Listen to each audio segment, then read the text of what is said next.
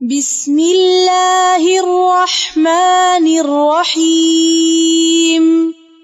اقرأ باسم ربك الذي خلق. ak sa sant comme ni ko faral di ñaanee di ñaan rencontre bi nga xam ne moom la ñu dajale fii tey ni ñu ko yàlla may ñu tàmbale ko ci bismillah rahmaan rahim yàlla ñu yàlla may ñu yeggale ko ci alhamdulillahi rabbil alamin di nuyu kilifa yi fi teew yëpp di ci jiital monsieur le maire de la commune de Diass di Modou Ndione ak équipe municipale yëpp di leen gërëm ci seen taxawaay di leen ñaanal yàlla yal na leen yàlla yéenal teeyal seen yéen di nuyu imam yi fi teew yëpp di nuyu oustaz yi fi teew yëpp di nuyu étudiant arabe yi fi teew ak élèves di nuyu oustaz yi seydaa yi di rafetlu kàddu yi nga xam ne jot dafay jib di wax ne monsieur le maire kontaan nañu ni amati nañu mbégte par rapport ak lii nga xam ne moo ñu fi dajale tey te ñu wax ne du guléet ki wax ne léegi ne le maire visionnaire yaakaar na slogan la boo xam ne vraiment ñu ngi koy mën a wax ci suñu mairie ndax monsieur le maire ñëwam ci commune bi avènement la li ko tubaab di waxee ndax bi mu ñëwee yaakaar a tax mu ñëw ndax la majeure partie de la commune de Diass ñoo ko fal ndax ku amul majorité doo fal kon képp ku amul gis-gis am yaakaar ci monsieur le maire yaakaar naa ni mu commencé dal na xel parce que bàyyiwul benn secteur rawatina secteur bi nga xam ne moo ñu fi dajale tey muy secteur base bu dundinu doomu àdduna mooy li nga xam ne mooy mission yàlla ak yonentam ak ñi nga xam ne ñoom ñooy yëngu ci suuf pour dundal loo yaakaar naa ñi fi teew yëpp loolu mooy seen mission maanaam jéem a defar xolu nit ñi ba képp koo xam ne yor nga responsabilité à travers li nga xam ne jàng nga ko ci lii nga xam ne mooy yoonu yàlla te yonent bi di ko dëgëral ak ayima yi yaakaar naa loolu luy dundal askan bi la luy yaatal askan bi la kon monsieur le maire am na vision par rapport ak defar xolu nit ñi ndax loolu ci yéen la ko yaakaar kon yàlla leen yàlla jàppale gis nañu seen liggéey gis nañu seen taxawaay ndax bu mettee yéen nañu xool bu ñu jàppee yéen nañu gis muy lu neex muy lu naqari guddeeg bëccëg loolu gis nañ ko bu baax a baax surtout ñun ñi nga xam ne ñooy chef du village yi sama kàddu nag ci turu chef du village laa koy waxee ndax ñun ñoo leen gën a jege que maire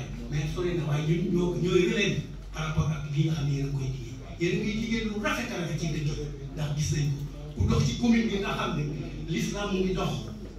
li nga xam ne moom la yonent bi sant mu ngi dox bu baax a baax kon bu maire defee yéen la bëgg a jàppale askan bi la bëgg a jàppale kon monsieur le maire ñu ngi leen gërëm une fois de plus di leen ñaanal yàlla yaakaar bi nga xam ne population bi gis nañ ko ci yow te gis nañu firnde bi ndax dañu ne cin bu baaxee maanaam naka lañ koy waxee bu naree neex bu baaxee xeeñ wax dëgg yàlla cin bi yaakaar naa baax na te xeeñ ñëpp ngi sentir ni y a un changement ci commune Diass loolu yàlla na ci yàlla gën a jàppale sa yéene gis nañ ko te yaa ngi koy jëfee maire la boo xam ne lépp lu mu wax mu def ko ñun ñii chef du village yi démb la ñuy jox ay table yi ñu liggéey démb la ñu ko jox te loolu doléance la moo xam ne waxoon nañ ko bi mu toogee kon lépp lu mu wax nit ñi danaa la ko defal gis naa ne vraiment la koy def loolu mooy nit kon kàddu yi mu ngi bëgg a gudd ñu ngi leen di gërëm di leen sant di leen ñaanal mission bi nga xam ne moom ngeen joxe ci defar xolu nit ñi yàlla dimbali leen ba seen résultat yi mën ko gis te gis nañ ko bu baax a baax asalaamaaleykum wa rahmatulah taala wa barakaatu. équipe municipale ñoom ñëpp wax dëgg fa yàlla di kontaan ci bés bi di nuyu suñu mbokk bële te naan la ahlan wa sahlan wa marhaban bika Abdoulatif kontaan nañu bu baax a baax ndax jeetaay bii jeetaay bu rafet la jeetaay bu taaru la jeetaay bu riche la lii day monsieur le maire yàgg na di ko def balaa muy nekk ci mairie wax dëgg fa yàlla rëccuwuñu li ñu àndoon ak moom ndax teeloon a comprendre gis-gisam ak yéeneem ci commune bi te ba mu yéegee ba léegi macha allah mu ngi jàppale waa daara bàyyiwul éducation bàyyiwul dara domaine yëpp bàyyiwu ko ni santé bàyyiwul dara ñu ngi koy ñaanal yàlla na yàlla yokk man-manam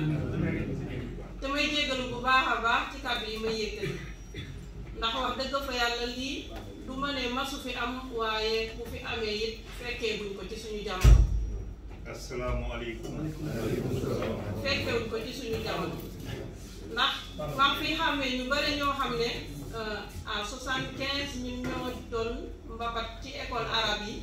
daan nañu tegale ay mool di ci toog daan nañu teg ay bam di barastabu wax dëgg fa yàlla waaye jamono du ne ak la mu fekk maase donc ñu ngi ñaanal monsieur le maire mu gën a jàpp bu baax a baax ci ahlu daara ndax ba ma doon ànd ak moom toujours dama ko daan wax naan monsieur le maire wàllu daara en tant que amul budget ci mairie bi bés bu ñu àndee ba nga yéeg su amulee budget ci mairie bi su boobaa dinaa démissionner xëy na sama àlluwa sorewul waaye alhamdulilahi rabbil alamina te naan lépp loo leen fi jàmbat rek ci tawat yàlla nattu na ma bokk ci conseil municipal bi ñu ngi koy déglu bu baax a baax waaye aussi am naa droit aussi man tam ma jox monsieur le maire suñu tawat bu baax a baax doonte ne barewuma lu may dem ci classe yi maa ngi tàggat foofu laa féete di liggéey monsieur le maire lépp loo mun a jàppale oustaz arabe yi jàppale leen bu baax a baax ndax am na ñu am salaire am na ñu amul salaire am na ñoo xam ne ñun taalibe yi ñun ñooy fay te gis naa lu bari ñoo xam ne dañuy war a fay xëy na jamono jàpp kilifa ya am na ñoo xam ne dañuy toog ay weer ñu jot seen salaire ak noo leen mun a jàppale ci baatin rek wax dëgg fa yàlla dinañ ci kontaan bu baax a baax maa ngi yemal kàddu yi foofu asalaamaaleykum wa rahmatullahi wa barakatuh. D'abord, bon, je parle français, donc c'est... Vous pouvez parler en français et en arabe. Ok, je vais parler arabe et l'imam Souleymane va traduire en français. Très bien. سعيد جدا بهذه الدعوة الكريمة من طرف السيد رئيس البلدية مامادو جون.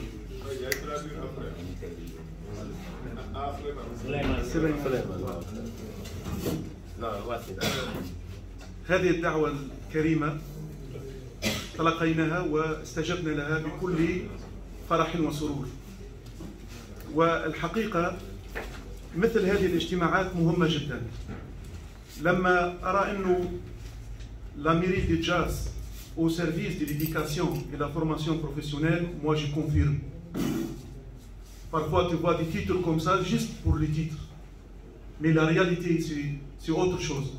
Et personnellement, comme quelqu'un qui observe de loin, je suis un étranger. C'est vrai que je suis un Sénégalais et fier d'être aussi. Mais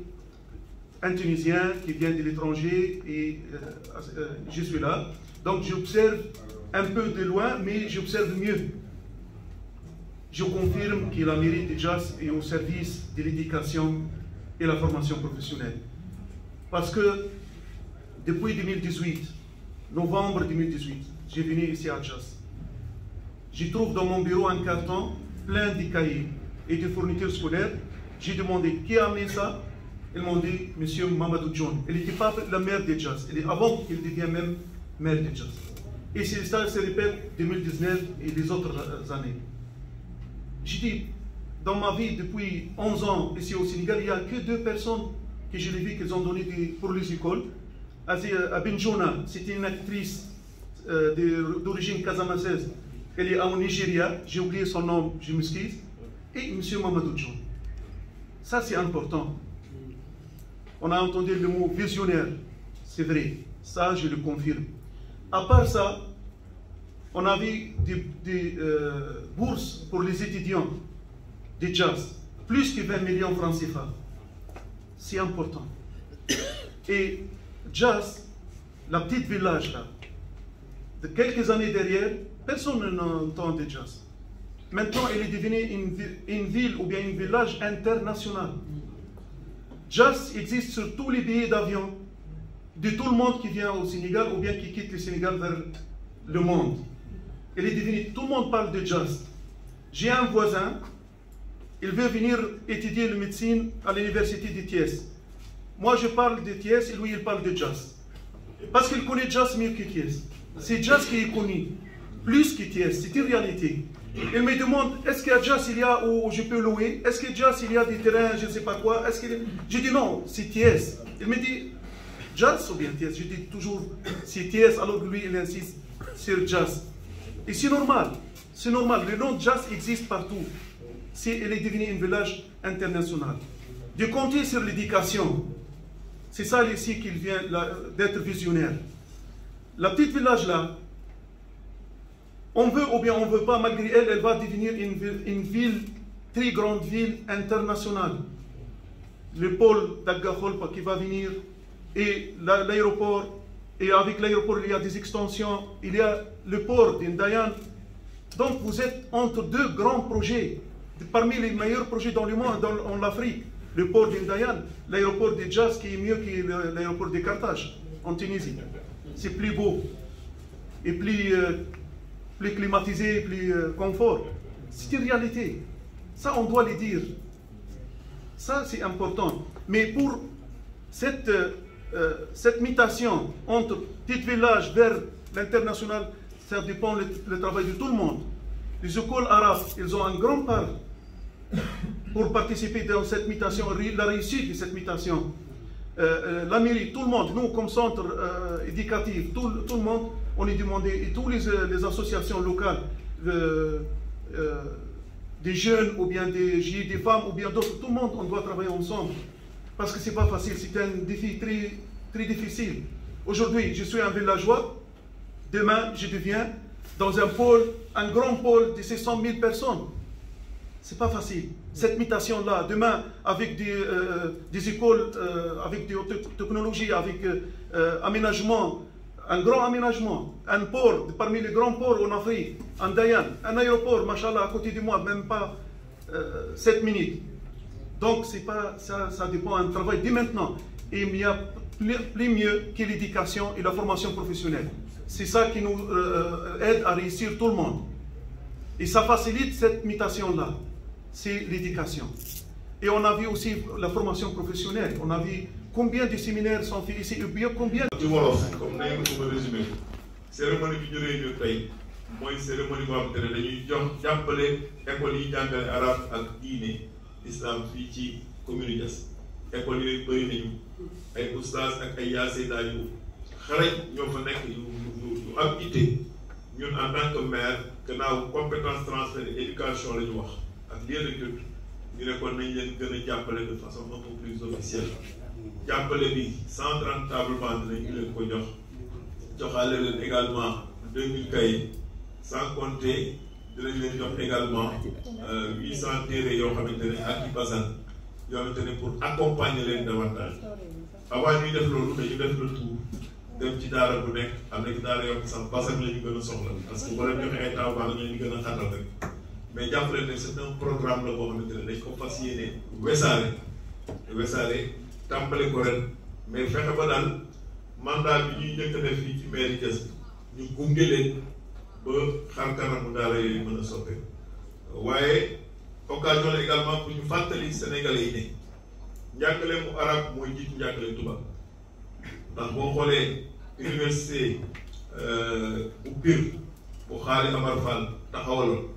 université boobu mën naa ne juróomi téeméeri at presque mat na muy université boo xamante ne bi ko jiitu presque ci Afrique de l'Ouest mooy université Sankore bi nekk fële ci Tombouctou kon day wane ne kon mbir la boo xamante ne mag ñi yàgg nañ ko may tey su ma jëlee fii ci commune Diass village Diass bii rek grande mosquée bi 1922 lañ ko tàmbali liggéey kon boo ko nattoon mën naa ne grande mosquée boobu am na téeméeri at day wane ne kon sunu maam yi ay jàmbaar lañu woon ci fànn boobu ñun en tant que maire compétence transférée war na tax ñu def ko waaye nekk bi ñu nekk citoyen war a jàppale sax suñu gox war na tax ñu def ko waaye occasion la également tey ci waxtaan bi ñu waxaale suñuy mbébét ci gën a jàppale bi gën a yomb mooy maanaam ñu liggéeyaale également ci benn projet boo xamante ni ensemble suba dinañ ne gannaaw délibéré nañ ci zone yi ñu war a jagleel mbiru njàng ñu mën a wax ne suba dinañu liggéey ensemble su ma ne ensemble mooy oustaz yeeg yàlla seydaay yi ñëpp mu am benn comité bu mën a liggéey demee ñu taxawal benn genre université boo xamante ne dinañu mën a permettre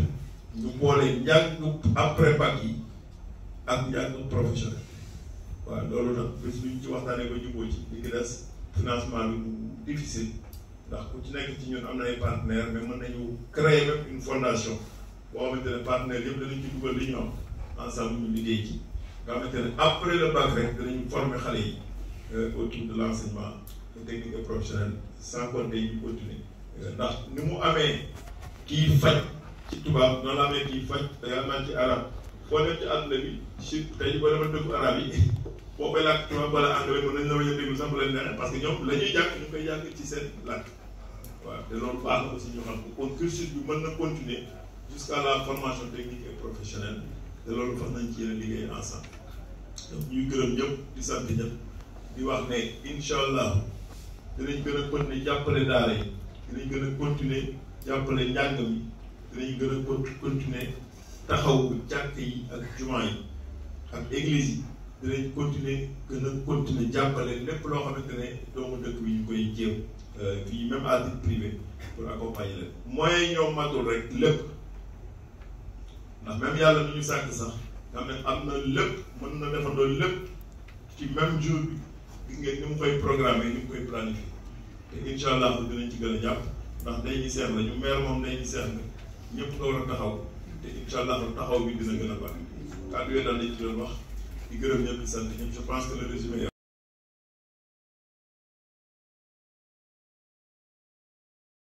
بسم الله الرحمن الرحيم اقرأ باسم ربك الذي خلق